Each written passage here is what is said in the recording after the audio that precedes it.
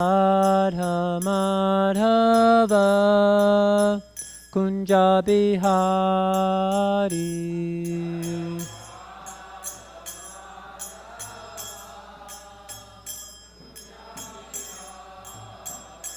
Jayu Radha Madhava Kunja Bihari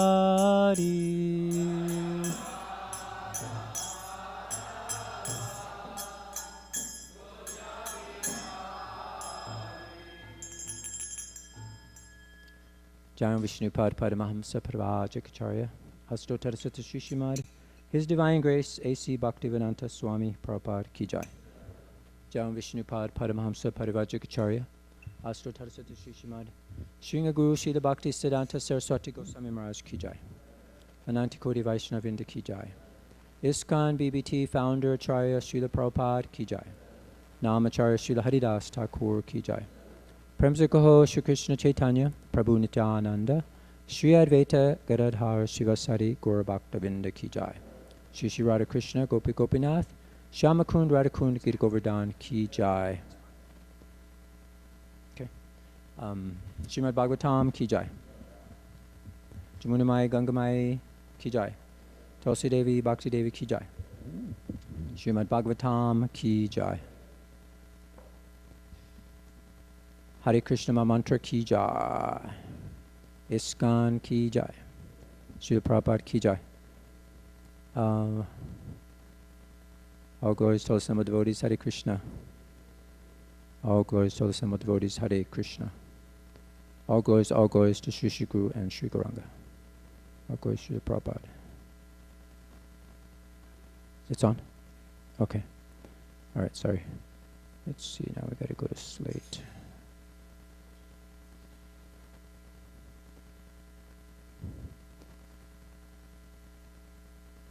Where's my story?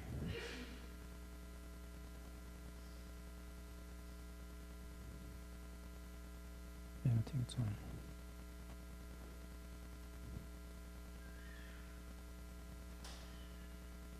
So today we're reading from the Srimad Bhagavatam. This would be the 10th canto. I have chapters 1, 2, and 3 we could read from.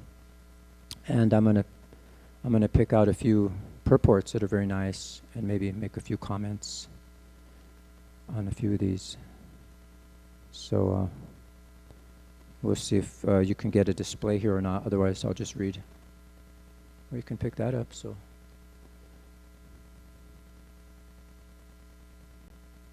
Anyway, Om Namo Bhagavate Vasudevaya.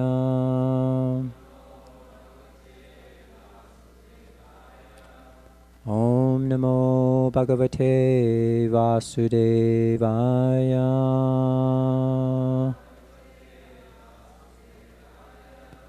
Om Namo Bhagavate Vasudevaya.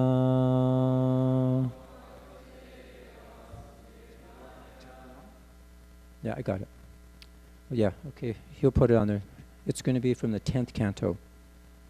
So I'm just going to do pretty much just the translations. So let me go here.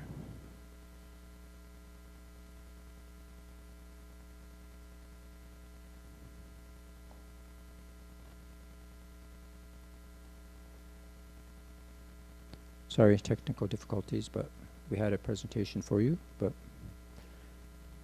since it's not working, so I'll just dive right into it. And this is the first chapter in the 10th canto, and I'm reading from the 10th canto because Prabhupada gives some really amazing purports, very nice, and just like Naikatma was saying the other day when he did his reading from the 10th canto. So I'll read the translations and a few purports. And we'll try to get to the third chapter if possible. If not, we can just get as far as we can. So this is text 1. King Parikshit said, "My dear Lord, you have elaborately described the dynasties of both the moon god and the sun god, with the exalted and wonderful character of their kings." And in the purport here, Srila Prabhupada says, The supreme abode of the personality of Godhead, Krishna, is described in Brahma Samhita as the abode of Chintamani. Chintamani prakara sadmasu kalpavriksha lakshavritesu surabhirabi balayantam. Brahma Samhita 529. The Vrindavan Dham on this earth is a replica of that same abode, as stated in the Bhagavad Gita 8:20. In the spiritual sky, there is another eternal nature, transcendental to manifested and unmanifested matter. The manifested world can be seen in the form of many stars and planets, such as the sun and the moon. But beyond this is the unmanifested, which is imperceptible to those who are embodied. And beyond this unmanifested matter is the spiritual kingdom, which is described in the Bhagavad Gita as supreme and eternal. That kingdom is never annihilated. Although material nature is subject to repeated creation and annihilation, that supreme nature remains as it is eternally. In the 10th canto of the Srimad Bhagavatam, that spiritual nature of the spiritual world is described as Vrindavan, Goloka Vrindavan, or Vrajadam. The elaborate description of the above-mentioned sloka from the 9th canto, Jagato Gata Pritir Grihad, will be found here in the 10th canto. So, in the 9th canto, they just finished describing a summary of Krishna's pastimes. So, Maharaj Parikshit is very much interested in finding out more details. So here he's inquiring. Text 2. O best of the Munis, you have also described the descendants of Yadu, who were very pious and strictly adherent to religious principles. Now, if you will kindly describe the wonderful, glorious activities of Lord Vishnu, or Krishna, who appeared in that Yadu dynasty with Baladev, his plenary expansion. The Supersoul, the Supreme Personality of Godhead, Sri Krishna, the cause of the cosmic manifestation, appeared in the dynasty of Yadu. Please tell me elaborately about his glorious activities and character from the beginning to the end of his life. And Prabhupada says in the purport there, in this verse, the words Kritavan Yani indicate that all the different activities Krishna performed while present on earth are beneficial to human society. If religionists, philosophers, and people in general simply hear the activities of Krishna, they will be liberated. We have described several times that there are two kinds of Krishna Katha, represented by Bhagavad Gita, spoken personally by Krishna about himself, and Srimad Bhagavatam, spoken by Sukadev Goswami about the glories of Krishna. Anyone who becomes even slightly interested in Krishna Katha is liberated. Kirtanadeva Krishna Sha Mukta Sangha Param Bhajet. That's a verse from the 12th canto. Simply by chanting or repeating Krishna Katha, one is liberated from the contamination of Kali Yuga. Chaitanya Mahaprabhu therefore advised, Yari Deke Tarakaha Krishna Upadesh, from the Madhya Lila. This is the mission of the Krishna consciousness, to hear about Krishna and thus be liberated from material bondage. So more and more we're beginning to see how there's a different manifestation, there's a spiritual world, and that this manifestation is not the all in all. And we see it as that by constantly dwelling on our problems and on the things that we want to do. But actually we're finding that it's not really about us. It's about Krishna. And if we focus on Krishna, then all our problems will be solved. So we'll go on. Text 4. Glorification of the Supreme Personality of Godhead is performed in the Parampara system. That is, it is conveyed from spiritual master to disciple. Such glorification is realized by those no longer interested in false temporary glorification of this cosmic manifestation. Descriptions of the Lord are the right medicine for the conditioned soul, undergoing repeated birth and death. Therefore, who will cease hearing such glorification of the Lord, except a butcher or one who is killing his own self? That's text 4, chapter 1 of the 10th canto. So this is a nice purport here for this particular verse. I'm just getting parts of the purport. I'm not reading the whole purports. A lot of these purports are very long. So Krishna consciousness is so exalted that one who is perfectly situated in Krishna consciousness under the direction of the spiritual master is fully satisfied by reading Krishna Katha as found in Srimad Bhagavatam, Bhagavad Gita, and similar Vedic literatures. Since merely talking about Krishna is so pleasing, we can simply imagine how pleasing it is to render service to Krishna. And then Prabhupada goes in another part of the purport.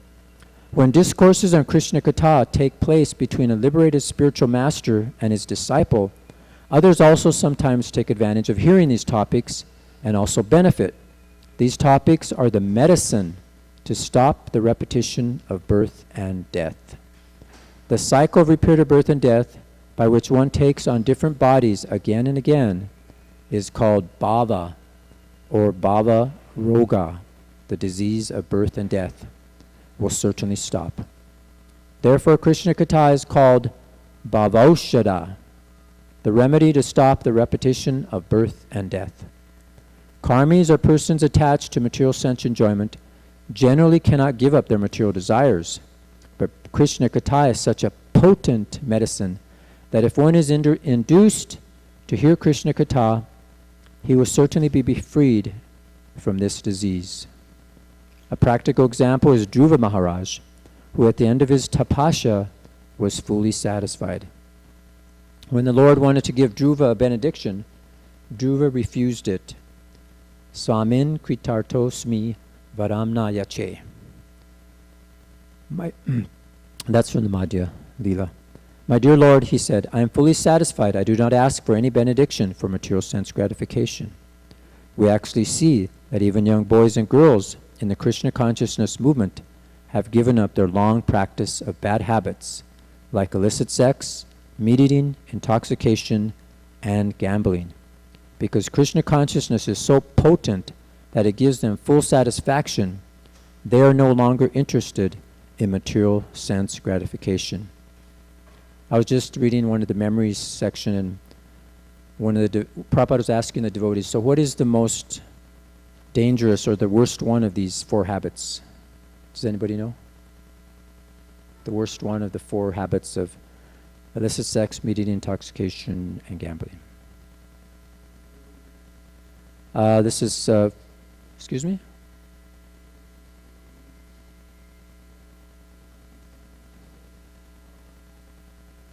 Yeah, I'm asking a question about what Prabhupada asked. Actually, it's related to these, I'm sorry. So there's sleeping, there's eating, mating, and defending.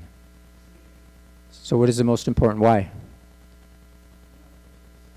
Anybody else have any ideas? Oh, you heard that already. Yeah. Because he said when you sleep too much, then you're wasting your time when you could be reading about Krishna. And also when you sleep too much, then you have a tendency to do the other things, eat, mate, and defend. So he said that's the most dangerous, is sleeping too much, or sleeping of those four propensities. So now we're in text 5 to 7. Taking the boat of Krishna's lotus feet, my grandfather Arjuna and others crossed the ocean of the battlefield of Kurukshetra, in which such commanders as Bhishma Dev resembled great fish that could very easily have swallowed them. But by the mercy of Lord Krishna, my grandfathers crossed this ocean, which was very difficult to cross, as easily as one steps over the hoofprint of a calf.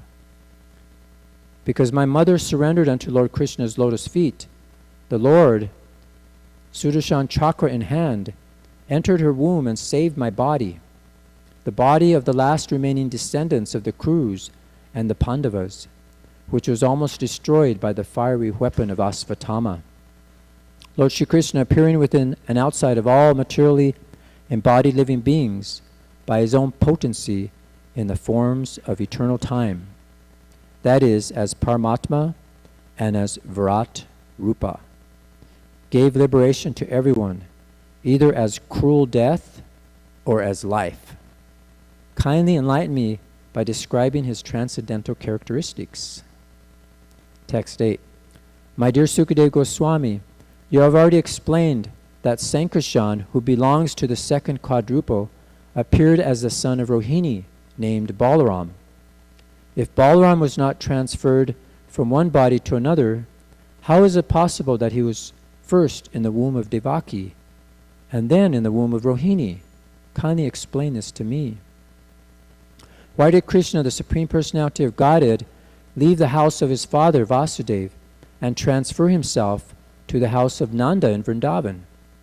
Where did the Lord, the master of the Yadu dynasty, live with his relatives in Vrindavan? Lord Krishna lived both in Vrindavan and in Mathura. But what did he do there? Why did he kill Kamsa, his mother's brother? Such killing is not at all sanctioned in the Shastras. Krishna, the Supreme Personality of Godhead, has no material body, yet he appears as a human being. For how many years did he live with the descendants of Vrishni? How many wives did he marry? And for how many years did he live in Dwarka? O great sage, you know everything about Krishna. Please describe in detail all the activities of which I have inquired, and of those which I have not. For I have full faith, and am very eager to hear them. Because of my vow on the verge of death, I have given up even drinking water.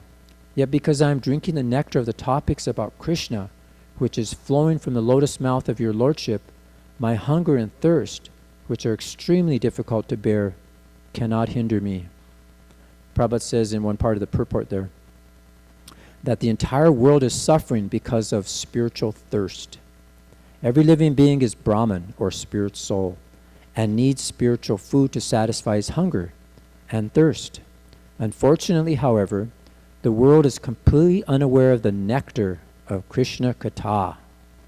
This Krishna consciousness movement is therefore a boon to philosophers, religionists, and people in general.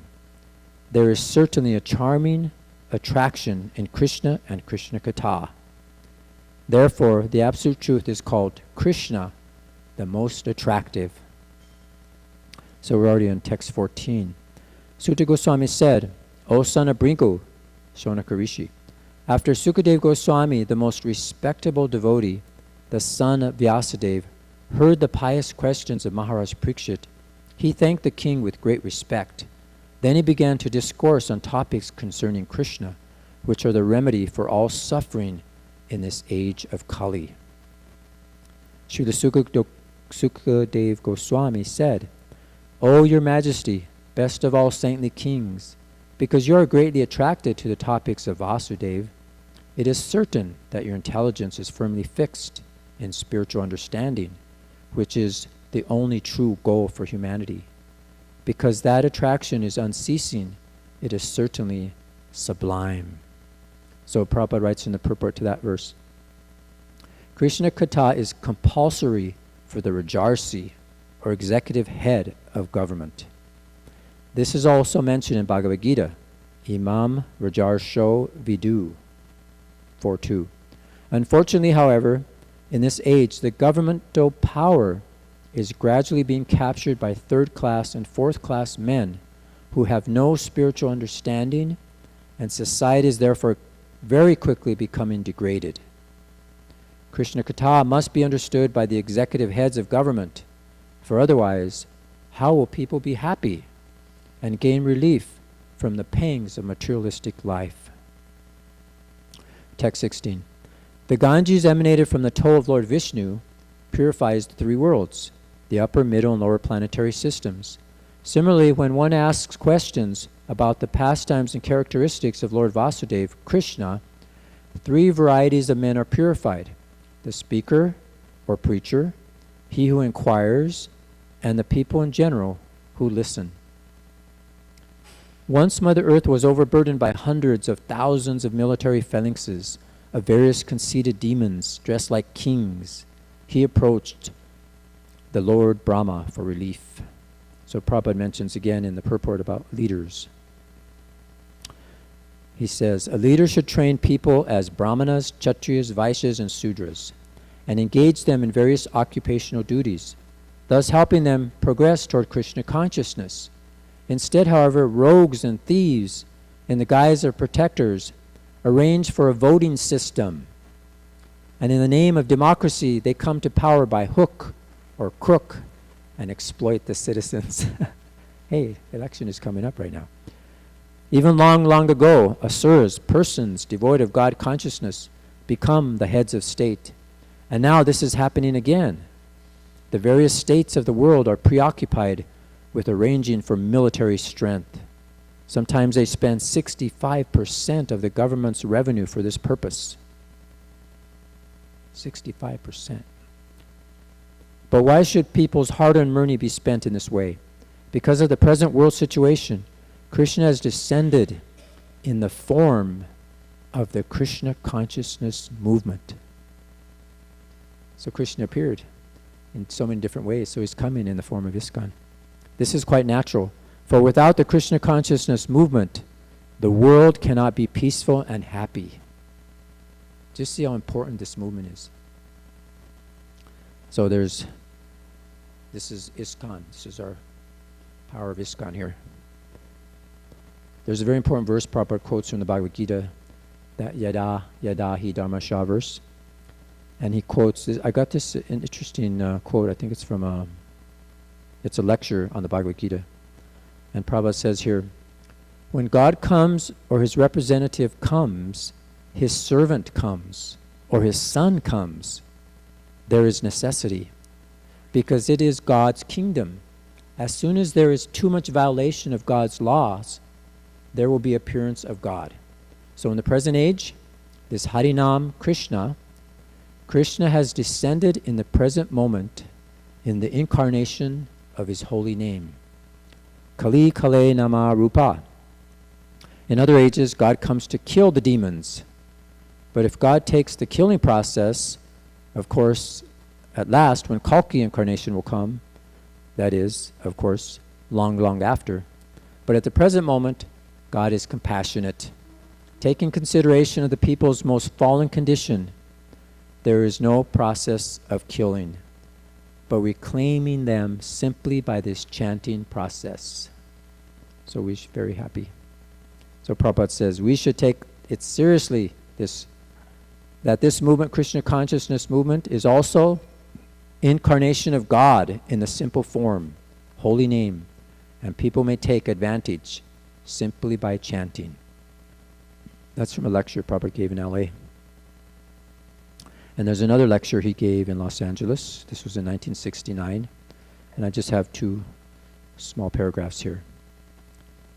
So Prabhupada says,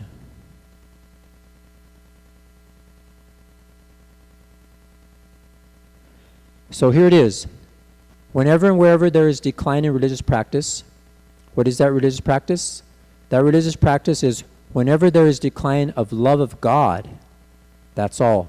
When people become lover of mammon, matter, that means decline of religion.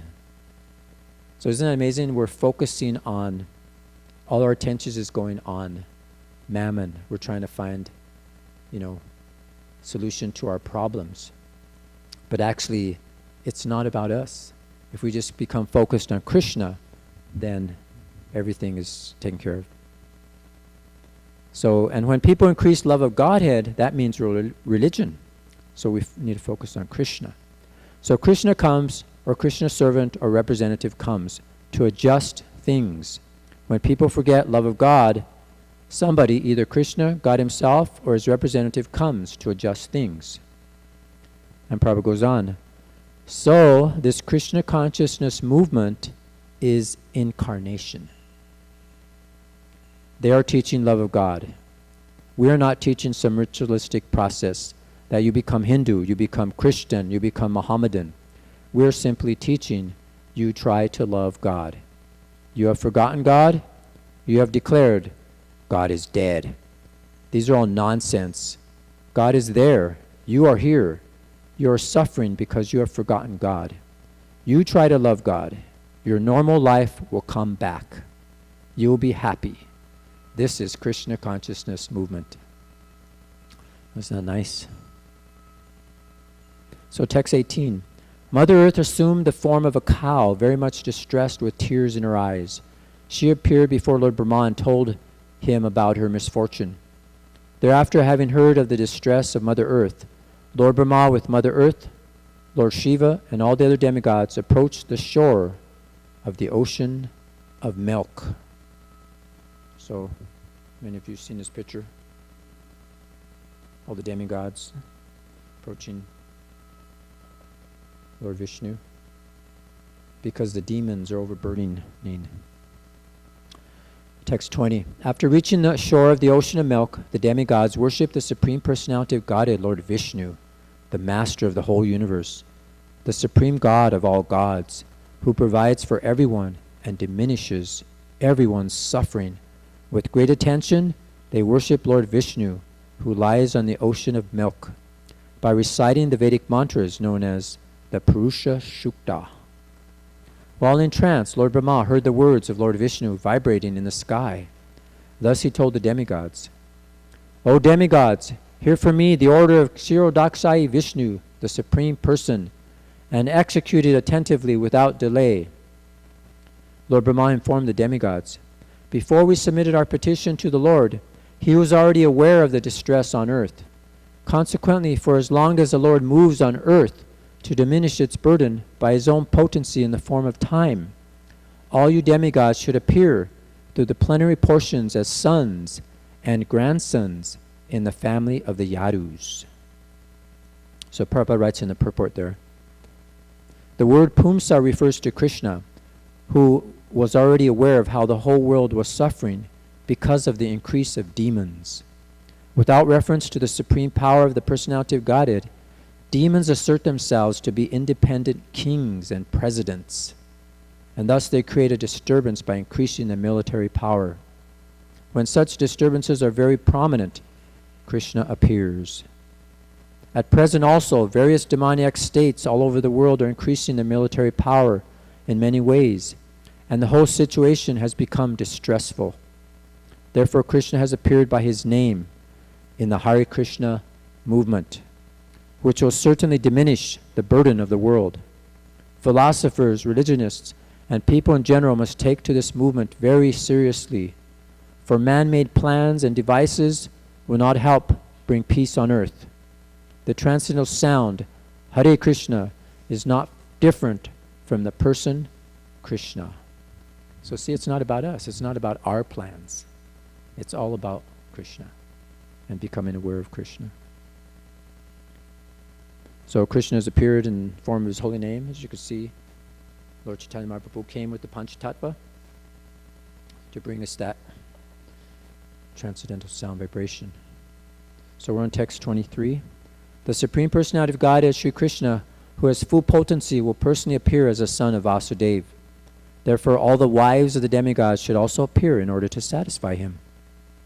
The foremost manifestation of Krishna is Sankarshan, who is known as Ananta. He is the origin of all incarnations within this mature world. Previous to the appearance of Lord Krishna, this original Sankarshan will appear as Baladev, just to please the Supreme Personality, please the Supreme Lord Krishna in his transcendental pastimes. The potency of the Lord, known as Vishnu Maya, who is as good as the Supreme Personality of Godhead, will also appear with Lord Krishna. This potency, acting in different capacities, captivates all the worlds, both material and spiritual. At the request of her master, she will appear with her different potencies in order to execute the work of the Lord. Sukadeva Goswami continued, after thus advising the demigods and pacifying Mother Earth, the very powerful Lord Brahma, who is the master of all other Prajapatis, is therefore known as Prajapati Pati, returned to his own abode, Brahmaloka. Text 27. Formerly Surasena, the chief of the Yadu dynasty, had gone to live in the city of Mathura. There he enjoyed the places known as Mathura and Surasena. So there's also another nice purport by Srila Prabhupada. Simply by living in these places, one can immediately come in contact with the Lord. There are many devotees who vow never to leave Vrindavan and Mathura. This is undoubtedly a good vow. But if one leaves Vrindavan, Mathura, Navadvip Dham, for the service of the Lord, he is not disconnected from the Supreme Personality of Godhead. At any rate, we must understand the transcendental importance of Mathura, Vrindavan, and Navadvip Dham. Anyone who executes devotional service in these places certainly goes back home, back to Godhead. After giving up his body, thus the words Mathura Bhagavan Yatra Nityam Sanito Hari are particularly important. A devotee should fully utilize this instruction to the best of his ability. Whenever the Supreme Lord personally appears, he appears in Mathura because of his intimate connection with this place. Therefore, although Mathura and Vrindavan are situated on this planet Earth, they are transcendental abodes of the Lord. So you can see we have a holy place here. This is the holy Dham, New Dwarka Dham. And Srila Prabhupada has come here and established the devotional service of Krishna. There's some nice remembrances of Srila Prabhupada, how he describes this service to Krishna in the holy places, in the temples. And he was telling them how the highest service that a human being can perform is to what?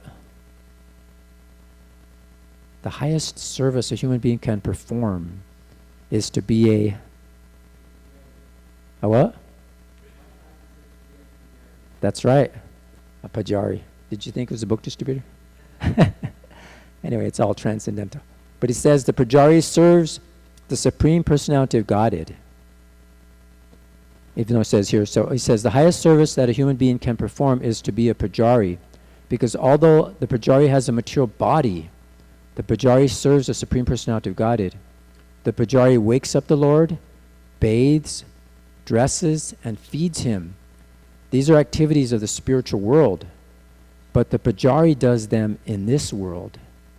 This is the perfection of human life. There is nothing higher than being a pujari. Sorry. So that's from Remembrances of Srila Prabhupada. And there's another remembrance about, I think it's Prajapati saying, once Prabhupada told us how he asked Srila Prabhupada, how do you stay Krishna conscious? He asked Srila Prabhupada. And Prabhupada told him, in my room I have a mridanga, so I play it for a while. When I get tired of that, I do some translation. When I finish with that, I sing a song on the harmonium. Then I have correspondence to do. I have one activity after another, all connected to Krishna. Just see how practical, simple that is. And there's another quote here from a lecture Srila Prabhupada gave in Los Angeles. He said the Sankhya Yoga was first practiced by Kapila Dev. He is an incarnation of God, Krishna. So this is the secret of yoga. That this, I mean to say, process of sitting and seeing the tip of your nose and sitting straight. All these means will help you to concentrate your mind on the Vishnu form, or Krishna. One should meditate upon me. This meditation means meditation on Krishna. So here in this Krishna consciousness movement, it is directly simply on Krishna. See, it's not about you, it's about Krishna. There is nothing. Therefore, nobody is better meditator than these boys and girls, I guess. There is simply concentration on Krishna. Their whole business is Krishna. They're working in the garden, digging the earth. Oh, there will be nice rose we shall offer to Krishna. Meditation, practical meditation. I shall grow rose and it will be offered to Krishna. Even in the digging, there is meditation. You see? They are preparing nice foodstuff. Oh, it will be eaten by Krishna. So in cooking, there is meditation. You see? You see? And what to speak of chanting and dancing? So they are meditating 24 hours in Krishna. Perfect yogi.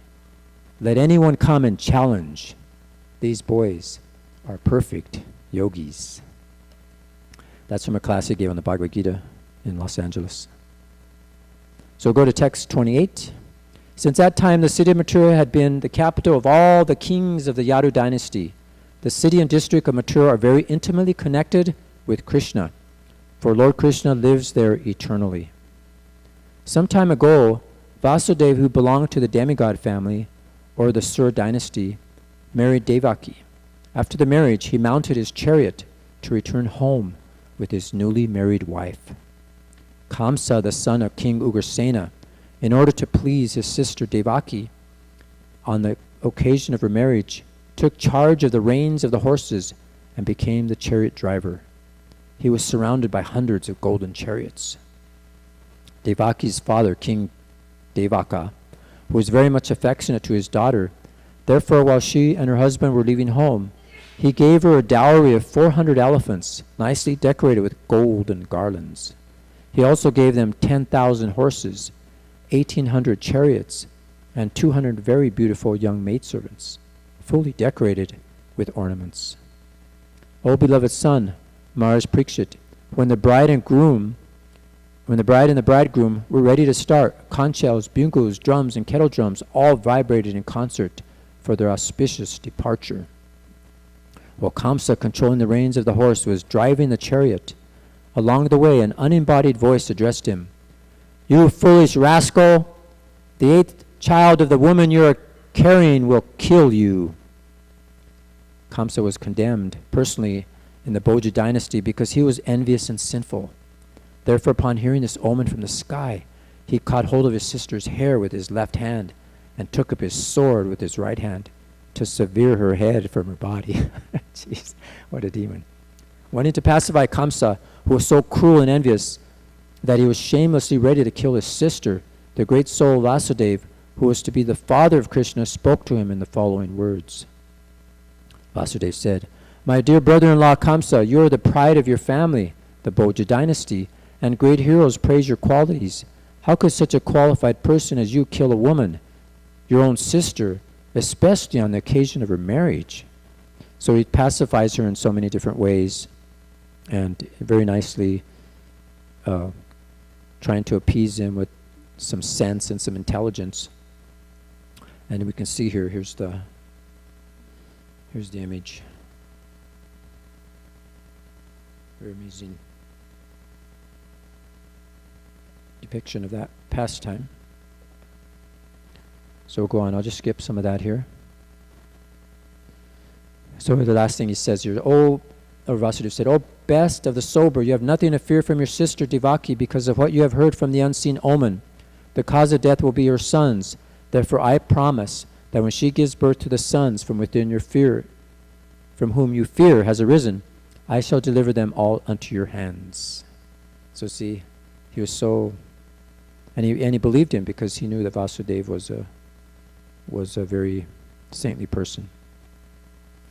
And there's a verse here that says, "What is painful for saintly persons who strictly adhere to the truth? How could there not be independence for pure devotees who know the Supreme Lord as the substance? What deeds are forbidden for persons of the lowest character? And what cannot be given up for the sake of Lord Krishna, for those who have fully surrendered unto his lotus feet?" So let's see what we got here. So maybe we could read a little bit of chapter 2 if you like. This is when actually Krishna appears within the womb of Devaki. So we'll read a little bit of that. Let's see, what time is it? It's 15 after. Okay, so we'll just continue. And if anyone needs to go somewhere, they can. But let's see here. There's a nice purport I'd like to read. And text number 20. So because the Supreme Personality of Godhead was within her womb, Devaki illuminated the entire atmosphere in the place where she was confined. Seeing her jubilant, pure and smiling, Kamsa thought, "The Supreme Personality of Godhead Vishnu, who is now within her, will kill me. Devaki has never before looked so brilliant and jubilant." And Prabhupada quotes the Bhagavad Gita again, "Yada yada hi dharmasya." And then I'll read there's a nice section in the purport there. Prabhupada quotes that verse. "Whenever and wherever there is a decline in religious practice, O descendant of Bharata, and a predominant rise of irreligion, at that time I descend myself. In this age, at the present moment, there are inordinate discrepancies in the discharge of human duties. Human life is meant for God realization." Again and again we're realizing, what is your life for? It's not about you. It's about God. It's about Krishna. But unfortunately, the materialistic civilization is stressing only the senses of the body, not understanding the living force within the body. As clearly stated in Bhagavad Gita, Dehino smin yata dehe, within the body is the body's proprietor, the living force, which is more important. But human society has become so fallen that instead of understanding the living force within the body, people have become busy with external things. This is the discrepancy in human duties. Therefore, Krishna has taken birth or taken shelter in the womb of the Krishna consciousness movement. Men of Kamsa's class, therefore, are very much afraid and are busy trying to stop this movement, especially in the Western countries. One politician has remarked that the Krishna consciousness movement is spreading like an epidemic, and that if not checked immediately within 10 years, it may capture governmental power. There is, of course, such potency in the Krishna consciousness movement, as stated by authorities, Kali Kale Namarupa Krishna Avatar. In this age, Krishna has appeared in the Hare Krishna Maha Mantra. The Krishna consciousness movement is spreading like wildfire all over the world, and it will go on doing so. Men who are like Kamsa are very much afraid of the movement's progress and acceptance by the younger generation. But as Krishna could not be killed by Kamsa, this movement cannot be checked by men of Kamsa's class. The movement will go on increasing more and more, provided the leaders of the movement remain firmly Krishna conscious by following the regulated principles and the primary activities of chanting the Hare Krishna Maha Mantra. Actually, there's a place where Prabhupada said, this Hare Krishna movement is just like Lord Vraha. I mean, he appeared from Lord Brahma's nostril, but then within a moment he was like half the size of the universe. And so this is the Krishna consciousness movement, how it would expand. So that's what Prabhupada compared our movement to, and how it will expand.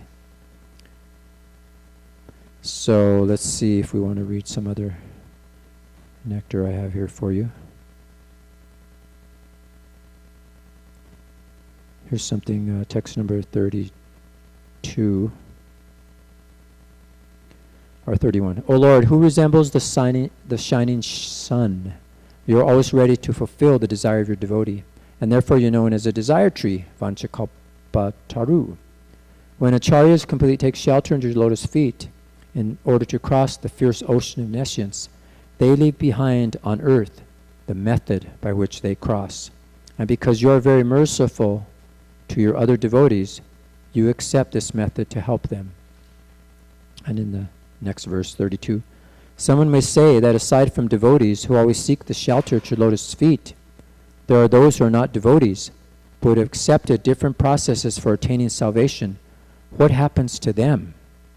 In answer to this question, Lord Brahma and the other demigods said, O lotus-eyed Lord, although non-devotees who accept severe austerities and penances to achieve the highest position may think themselves liberated, their intelligence is impure. They fall down from their position of imagined superiority because they have no regard for your lotus feet. So a nice picture of the devotees serving Krishna, offering food, doing so many different activities like that. These are the prayers given by the personified Vedas. And there's another nice verse here. Even while engaged in various activities, devotees whose minds are completely absorbed at your lotus feet and who constantly hear, chant, and contemplate the cause and cause others to remember your transcendental names and forms are always on the transcendental platform, and thus they can understand the Supreme Personality of Godhead. So there's another nice lecture Prabhupada gave in Los Angeles on the Srimad Bhagavatam. This is from the first canto. It's a very nice quote. And there's just a couple paragraphs. Krishna says in the Bhagavad Gita that I'm equal to everyone. Nobody is my enemy and nobody is my friend. Ye tu bhajanti mam pritya.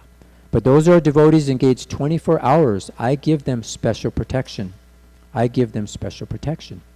So the demons will be there, and they will always give trouble to the demigods or the devotees. But you don't stop your function, devotional service. Don't be afraid of the demons. Indrari vyukulam lokam mridayanti. This mridayanti means giving protection. Yes, give protection. So Prabhupada goes on. So this Sankirtan movement, Hare Krishna movement, is also incarnation of Krishna, Nama Rupa Avatar. Krishna can become incarnation in sound form also, not even in physical form. Physical form also there, everything is there, but especially in this age, Krishna is incarnated in his name. The name of Krishna is not different from Krishna, so Nama Rupe Krishna Avatar. So Krishna is already there. The whole world is now demoniac, anti-government, anti-God, anti-matter, or anti-God now. So the incarnation has already come. Those who take shelter of this incarnation of Krishna's name will never be annihilated. Take it for granted, yes. So incarnation, Krishna's name, and Krishna, no difference. That is omnipotency.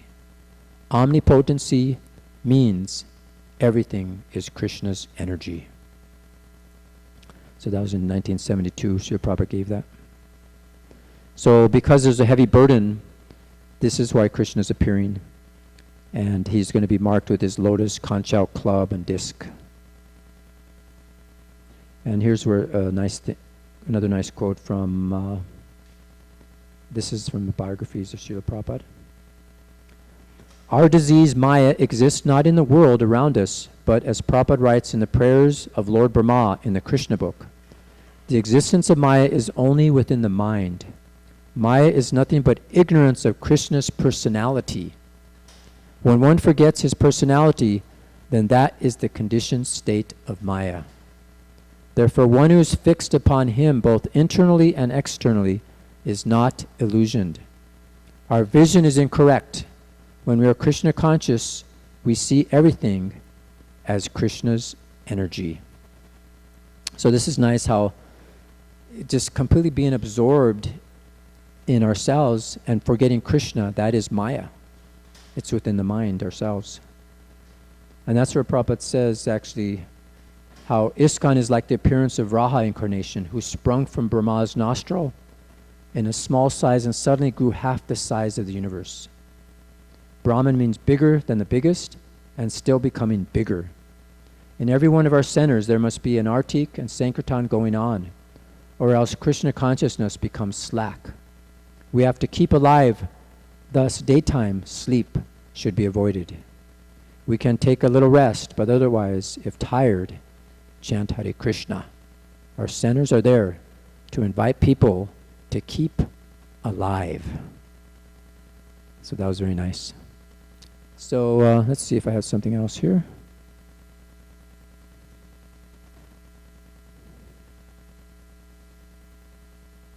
But it's already 8:30. We can stop there if you like. And if anybody has any comments or questions they'd like to share. Yes?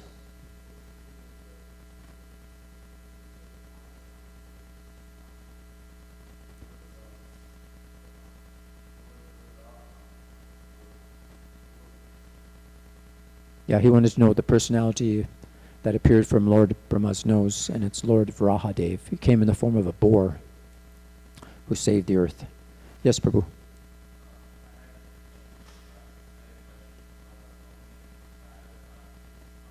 Yeah.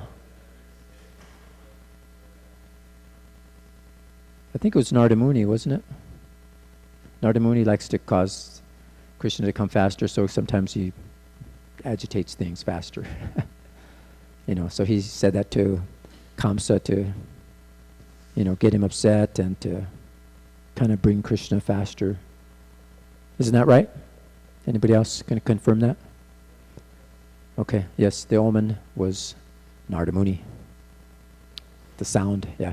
Yes, Prabhu. Thank you.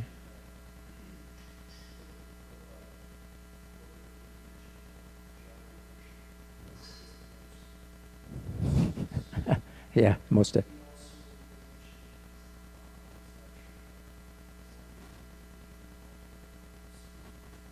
Yeah. Yeah. That's why you hear Prabhupada say sometimes other services are the most important. He says it about a lot of, he's encouraging the devotees.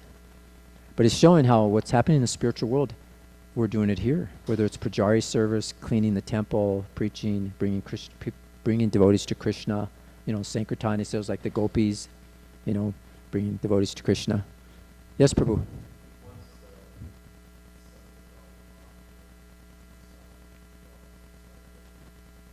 Really?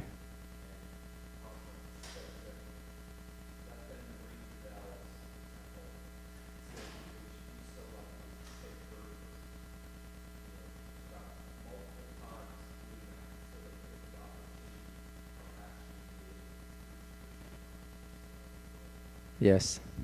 That was a nice a comment about how the Gaudiya Math devotees were criticizing ISKCON devotees. And Prabhupada said how, yes, let them go on doing their, ringing the bells in the temple. And then after doing that for so many lifetimes, because they were criticizing how, I think that, that after many lifetimes, we may be born in India. But then Prabhupada was saying how, that after, let them do their artiks and whatever, and then they'll be born in ISKCON. And then they could become real preachers. Jai. Thank you, that's great. Yes?